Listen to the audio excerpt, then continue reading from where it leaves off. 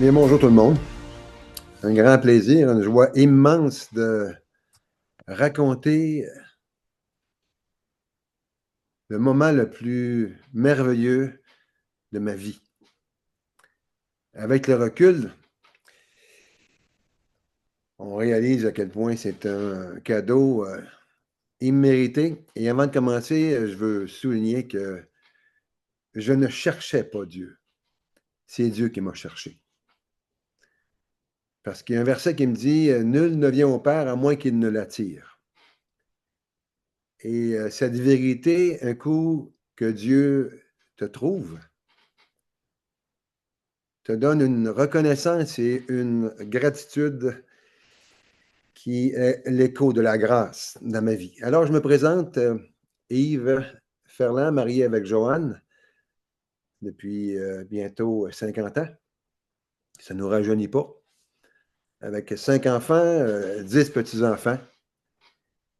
Je me présente comme un homme comme tout le monde, afin que tout le monde qui m'écoute, homme ou femme, puisse se retrouver dans mon histoire. Comment Dieu est venu me chercher.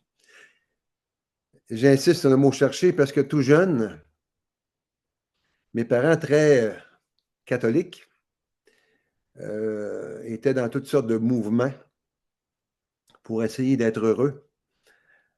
Mon père même était l'accordaire et toujours dans le but de trouver un plus grand bonheur. Et moi, dans ce sens-là, j'étais tout petit, mais mon père m'avait encouragé d'être servant de messe. Alors, tout jeune, j'ai été confronté à certaines vérités bibliques. Et la question qui m'a hanté très jeune était que Dieu était omniscient, Dieu était omnipotent. Dieu savait d'avance si j'allais en enfer ou si j'allais au ciel. Et cette question-là me tourmentait. À partir de 10, 12 ans, je crois, j'ai commencé à m'informer, à questionner les gens qui étaient au-dessus de moi, mes professeurs, mes parents, les gens qui avaient de la connaissance dans la science. Et très tôt, j'ai commencé à être dans des mouvements religieux catholiques pour la jeunesse en marche. Et je me suis retrouvé dans la jeunesse catholique aussi. Et je pouvais poser des questions aux prêtres, aux vicaires qui étaient là. Et puis, jamais personne a pu répondre à cette question-là. Pourquoi je vis? Si Dieu connaît d'avance où est-ce que je vais. Alors, dans le monde tourmenté où j'étais, tout jeune, j'ai commencé à chercher la réponse, mais en même temps le bonheur. Tout jeune, j'ai été conscient de la guerre dans le monde, la pauvreté, la folie dans le monde et doucement, Dieu commençait à me montrer ma propre folie, que je n'étais pas mieux que les autres. Donc, dans ma recherche à travers les sports, au travers la chasse, à travers la pêche, j'ai oublié de vous dire que je suis Inou, un homme qui aime beaucoup la, la nature. Et à travers toutes ces recherches-là, oui, je m'émerveillais de la création sans en connaître le créateur. On peut s'émerveiller de beaucoup de choses autour de nous, mais sans se poser les questions d'où ça vient. Et dans ma tête, j'ai jamais cru qu'on venait du hasard. Malgré mon manque de connaissances bibliques de mon créateur, j'ai jamais pu croire que tant de beauté, tant d'ingéniosité, tant de merveilles pouvaient surgir de nulle part, par un bing bang. J'ai trouvé toujours ces choses-là étant étonnamment peu fondées, si je me retiens. Alors oui, j'ai grandi, j'ai cherché à des idoles dans ma vie. Mais j'ai cherché à m'identifier à des gens autour de moi. Et à chaque fois que je l'ai fait, Ces gens-là m'ont toujours déçu. J'ai cherché un travail. Je suis devenu technologiste forestier à Québec pendant 3 ans. Et là, je pensais avoir trouvé le bonheur. Mais à la longue, tu rends compte que c'est pas les études, parce que les études, ça dépend de ta capacité, ça dépend qui t'engage, ça dépend où est-ce que tu vas. Alors, mon bonheur, je ne l'ai pas trouvé là, même là, j'ai trouvé quelque chose d'extraordinaire à l'âge de 18 ans. Une jeune femme. Je me rappelle quand j'ai trouvé cette femme-là, qui est ma femme aujourd'hui, Joanne, juste à la pensée qu'elle soit près de moi, j'en perdais quasiment la carte. Trop belle, trop merveilleuse pour moi. Alors, malgré que j'avais changé de travail, parce que je ne pouvais pas travailler dans la forêt et m'absenter de voir ma future mariée que quelques fois par mois, parce que c'était pas ça le bonheur. Le bonheur, c'est pas d'être entouré des arbres. Je n'étais pas créé pour vivre avec un arbre, j'étais créé pour vivre avec mon épouse. Alors, le bonheur, c'était pas dans le bois non plus. J'ai voulu changer de travail. Je suis de technologiste forestier à Roberval. Je suis devenu ferblantier. Je suis devenu couvreur, maître ferblantier, maître menuisier. J'ai cherché dans d'autres choses. Je suis devenu plongeur, je suis devenu maître plongeur, je suis devenu camionneur, je suis devenu. Si je parle de tout ça, c'est pas pour me vanter. C'est juste pour vous dire, regarde, je suis quelqu'un comme tout le monde qui a essayé beaucoup de choses afin d'être heureux. Et même après quelques années de mariage, tu te rends compte que ta définition de l'amour, du mariage, il te manque de quoi pour vraiment être heureux encore. Il y a toujours quelque chose qui me manquait, mais j'avais toujours la même question qui me hantait. Pourquoi je vis? Alors, un jour, suite à des maux de dos, suite à des gens qui m'ont renseigné, j'ai voulu changer de métier. Alors, on a tout vendu, Joanne et moi. Elle m'a attendu au Québec. Et moi, soudainement, j'ai décidé de partir aux États-Unis pour étudier en spinologie. Si on veut être simple un peu plus, c'est quelque chose qui ressemble à la chiropratie.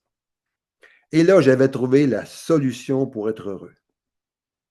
Parce que dans cette nouvelle profession, on m'a enseigné, même si c'était un juif qui était en tête de tout ça, le directeur, on m'a enseigné que si quelqu'un fonctionne mieux dans son corps, et si je peux aider par une technique au niveau vertébral, aider d'autres personnes à ce que leur corps fonctionne mieux, un à un, on pouvait changer le monde. Et là, j'ai tout mis mes œufs dans le même plat. Et j'ai étudié à Philadelphie. Je suis revenu, tout vendu, tout recommencé. Et on a recommencé une clinique, un bureau à Roberval en 1985. Et là, j'avais trouvé le bonheur. Changer le monde un à un. Et mon épouse était avec moi, c'était elle, ma secrétaire. Et j'ai eu la plus grosse pratique au monde dans le temps. Je voyais au-dessus de 300 personnes par semaine. Non, par mois, je m'excuse, différentes personnes. Alors, j'avais ma cravate, j'avais mon spot jacket, et j'étais tellement sûr d'avoir trouvé la solution pour le bonheur que je pouvais me promener avec une colonne vertébrale, avec le bassin, aller au restaurant, l'asseoir devant moi, lui commander un café, pour que les gens me posent des questions, qu'est-ce que je faisais? Alors, imaginez-vous quel genre de pistolet j'étais convaincu. Mais Dieu avait un plan pour moi. Dans ma pratique, il est arrivé 2 personnes. 2 personnes qui se disaient chrétiennes nées de nouveau. Pendant longtemps, je les ai écoutées en attendant qu'elles finissent pour que je parle. Donc, je les écoutais pas. Cette dame-là s'appelait Jeanne Hébert.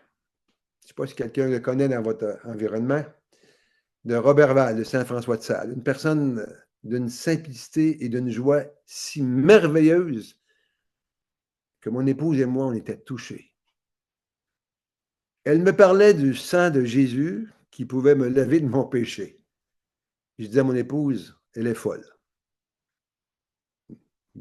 On ne peut pas laver notre corps du péché. Mais elle était tellement intéressante, tellement gentille qu'on se plaisait en sa compagnie. Et elle avait commencé à nous raconter les histoires de la Bible, une à une. Et soudainement, Joanne et moi, on découvrait qu'on s'assoyait près d'elle et on l'écoutait comme 2 vases à remplir d'histoires intéressantes avec nos petits-enfants. À ce moment-là, on avait 2 enfants. 3 enfants. Alors, notre parcours était toujours à la recherche du bonheur. Le parcours était toujours cette espérance que le monde allait changer. Et comme je vous dis, je vous le rappelle, vais vous le rappeler souvent, tout doucement, Dieu me montrait que moi, j'étais pas tout à fait honnête dans ma vie. Alors, un jour, mon épouse qui avait un grand manque d'assurance, je m'amuse à dire parfois dans mon témoignage que mon épouse ne respirait pas si je ne lui disais pas. Imaginez-vous, elle dépendait de moi énormément. Et pendant ce temps, l'automne 85, il est arrivé un débat professionnel entre la chiropratie et la spinologie au Québec. Ça s'est rendu en cours. Et soudainement, les gens qui venaient dans ma pratique ont commencé à dire on vient ici, mais n'en parle pas à d'autres que je viens ici. Hein? Et soudainement, le nombre de personnes baissait. Je me questionnais. Jusqu'au jour où un de mes clients m'a dit Yves, on ne t'a pas lu dans le Allopolis, Photopolis. Ça a été écrit en première page La spinologie, une nouvelle religion. J'ai été le premier surpris.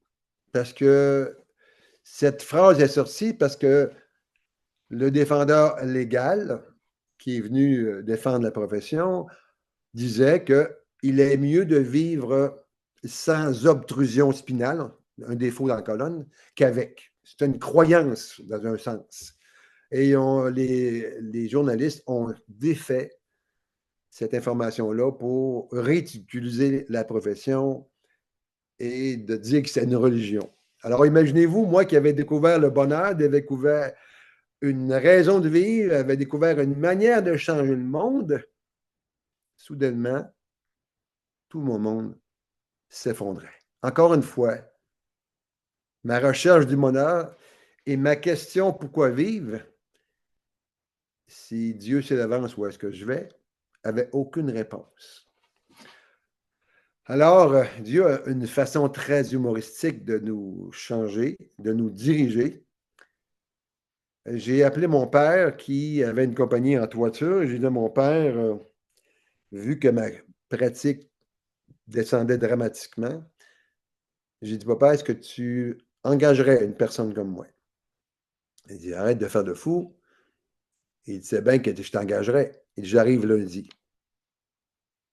Alors, j'ai descendu de mon piédestal, moi qui étais en veston, cravate, moi qui étais bien reconnu de tout le monde, j'ai retourné dans le milieu de la construction, mis ma maison à vente et laissé mon épouse seule avec les 3 enfants. Mais il y avait toujours Jeanne Hébert dans le portrait. Et Jeanne a dit un jour à Joanne, est-ce que ça t'intéresse de venir écouter des chants chrétiens à Saint-Félicien? Il y a une personne qui va parler aussi, il s'appelait Jacques Marcoux. Et il va avoir de la très bonne musique, c'est Richard Toupin et son groupe. Alors, mon épouse, ne pouvant pas décider elle-même, vu qu'elle avait de la misère à respirer sans moi, elle m'a appelé pour me demander si elle pouvait aller voir ce spectacle-là, cette soirée-là. Alors, je lui ai répondu très sérieusement, tu peux y aller, mais fais-toi pas embarquer dans rien, là. Très important. Il y a tellement de monde qui veulent nous embarquer. Alors, mon épouse, avec Jeanne, s'est rendue là.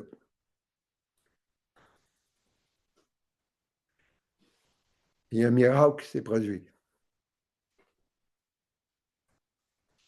Excusez, j'ai toujours des émotions dans ces temps-là. Mon épouse s'est convertie. Et une des choses qu'elle m'a dites, quand la personne qui parlait de Jésus-Christ en avant lui disait que Jésus-Christ est venu mourir pour elle à sa place sur la croix, elle disait à son conseiller près d'elle, qui disait, moi, je ne peux pas croire à ça, mon mari ne croit pas à ça. Et la personne lui a répondu, un jour, tu vas être devant Jésus-Christ et ton mari ne sera pas là.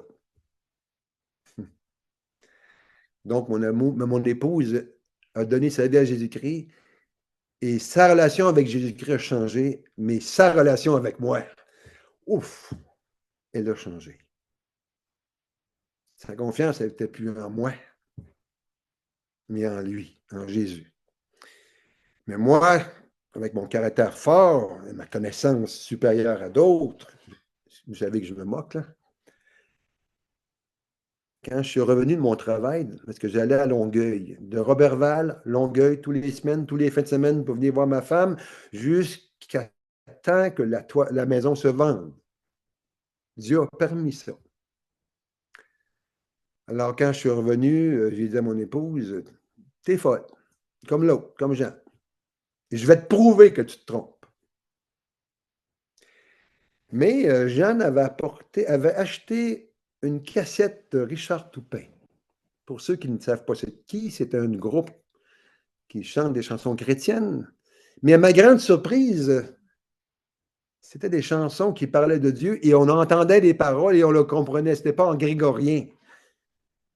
C'est clair. Et sans le dire à ma femme, vu que je voyageais tous les week-ends, de nuit surtout, j'avais emprunté une cassette. Et sans m'en rendre compte, je connaissais les paroles par cœur. Un jour, lorsque je travaillais à Longueuil, j'ai ouvert le journal Le Courrier du Sud, le journal de Longueuil. En plein milieu, il y avait la photo de la cassette de Richard Toupin invitant Québec pour Jésus, 1985, la polyvalente Gérard Filion. Ah ben, j'en parle pas à mon épouse, mais je retiens la date. Comme je vous dis, moi, je voyage la nuit. Donc, je vais voir mon épouse. Mon épouse, je reviens le dimanche soir durant la nuit. Je conduis toute la nuit. Je vais travailler. Je reviens. À l'heure du souper, j'appelle des amis. J'appelle des cousins, des cousines. Dieu est drôle, hein? C'est humoristique. J'invite tout ce monde-là. Il y a un paquet de monde qui sont venus. Venez voir, c'est gratuit. C'est beau, il y a des belles chansons, mais si quelqu'un parle, vous n'avez pas l'affaire à l'écouter. Alors, je me rends. Lundi soir. J'écoute la musique. Jacques Marcoux, le prédicateur, celui qui parle de Jésus, commence à parler et je m'endors. Quand c'est fini, je me réveille, je sors. Je m'en vais travailler. Après une bonne nuit de sommeil, je refais le même stratagème. Je rappelle un paquet de monde encore. Venez voir la belle musique qui parle de Dieu. C'est des belles paroles. Ça ne coûte rien. Vous n'avez pas affaire à écouter le gars qui parle. Ce soir-là, je t'ai réveillé. Alors, Jacques Marcoux ouvre un livre noir et il me dit que c'est la Bible. J'ai toujours eu un profond respect envers la Bible, même si je ne l'avais jamais lu. Et M. Marcoux commence à parler de Jésus-Christ et commence à me dire qu'il est mon créateur. Ce n'est pas simplement le petit Jésus. Tout a été créé par lui et pour lui. Ça commence à parler de ma question que je me posais. Là. Pourquoi je vis? Ah ben. Et là, M. Marcoux fait une chose que je n'oublierai jamais. Il décrit la crucifixion. Et en décrivant d'une façon très claire, très nette, très difficile à entendre les souffrances de Jésus-Christ, mais en même temps, il ajoute toujours une chose. C'est à cause de toi. C'est à cause de toi. Et là, Dieu me rappelle les péchés dans ma vie, parce que M. Marcoux vient de décrire c'est quoi un péché. Et là, je réalise dans ma vie, dans plusieurs domaines de ma vie, j'ai grandement péché. Et je suis un homme très visuel, même très auditif. Et quand il commence à décrire les clous avec un marteau qui rentre dans les poignets et dans les pieds de Jésus, il y a une chose que j'entends. Ta faute, Yves. Ta faute, Yves. C'est pour toi que je le fais. Parce que tu n'es pas capable d'accomplir ma justice. En mourant sur cette croix, je vais réunir la justice et mon amour en même temps. Pour toi. Si je vous parle comme ça aujourd'hui, c'est parce que c'est pour vous ici. Si ça a été pour moi, c'est pour vous aussi. Alors, cette soirée-là, sans aucun doute, j'ai découvert